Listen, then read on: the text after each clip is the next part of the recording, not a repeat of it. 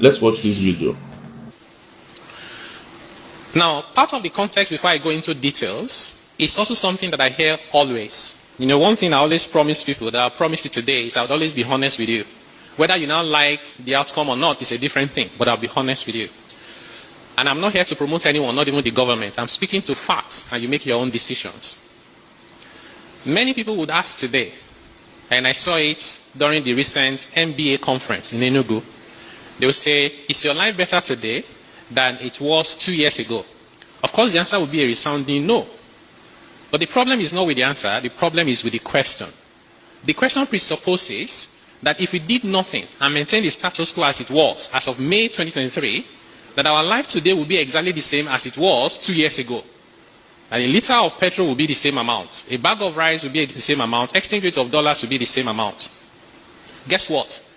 That is the biggest fallacy.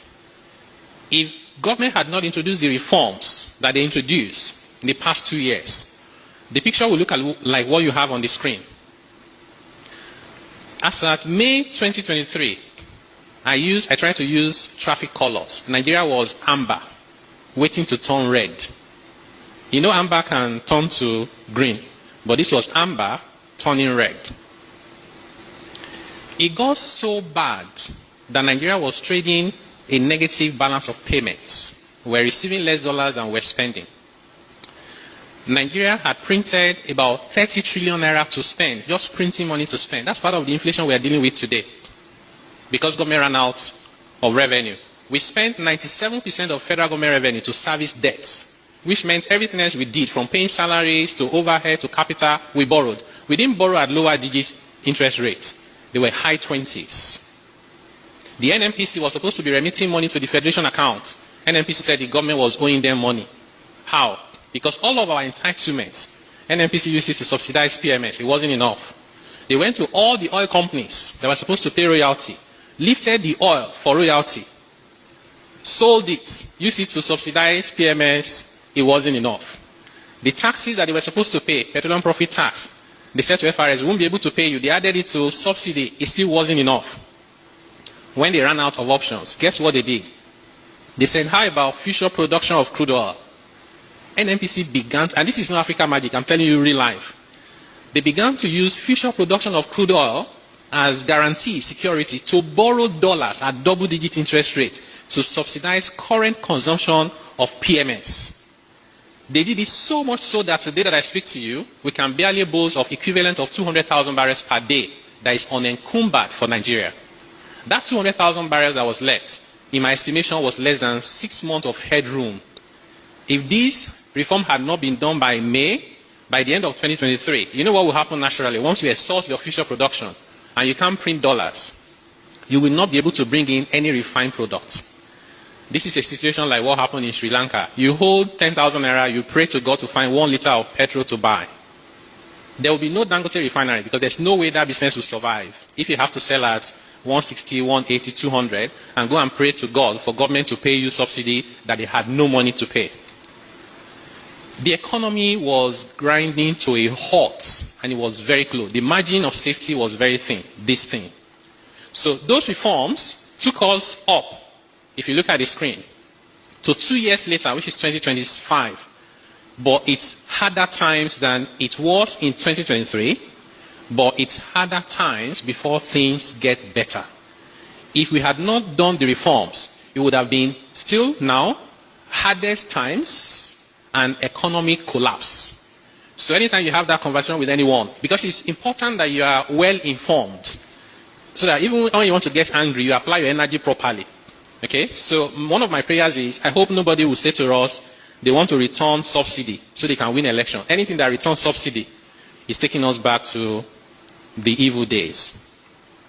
All right, so this is the current finance minister, Mr. Taiwo Oyedele, talking about the removal of subsidy by this current administration. Now, let me take you back. During the Jonathan era, for some of us that are not aware then, there was a time when President Goodluck Jonathan, wanted to remove subsidy. And because he wanted to remove subsidy, as at then, petroleum was around 60, 65 naira per liter. And he was like, okay, let us remove subsidy. The financing of subsidy is too much and all that. So what happened then? The opposition, which includes our current president now, President Tinubu, and some other people, started a protest to kick against the removal of fuel subsidy. And because of the magnitude of that protest, there was even a slogan for it, Occupy Nigeria and all that. The protest was so crazy that they were even carrying the coffin that Jonathan is dead or something like that. It was a massive protest. Goodluck Jonathan stopped the removal of the subsidy. Then the price of fuel went from 65 to around 100 or 120 per liter. I'm not so sure. Now, President Muhammadu Buhari took over the power. They were still paying subsidy, and we were buying fuel as at then as high as 300 naira per liter. Mind you, that was opposition taking over from Goodluck Jonathan. So they didn't remove the subsidy as well during the Buhari administration. Now, May 29, 2023, our current president announced immediately he was sworn in as the president of Nigeria that from today on there will be no subsidy. And the price of fuel went from 300 and something naira to what we have today. Now, what do I want to bring out from this? This is a president that came out publicly last week that he took over from himself. He took over from Buhari. That means he's the one. So all these things that the finance minister was saying was their work. It happened under their watch. It happened under this current president's watch. Because tell me why you guys know these things that the removal of subsidy come sooner, but you guys still kept 8 years of it. You guys didn't remove it. The only person that stood that he wanted to remove it, you guys staged a protest, to make him stop. And today you've removed the subsidy. So definitely the collapse of Nigerian economy is on the head of the APC. They are seeking a second term.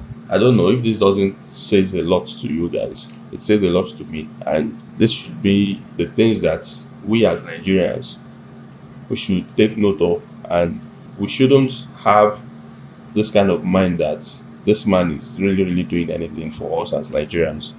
Because I don't even if you support him, that doesn't mean you are going to buy the fuel at a lesser price. But all they do is to put blame on the previous administration, because once they understand that they are unable to fulfill their promises, the next thing they do is to put blame on the previous administration.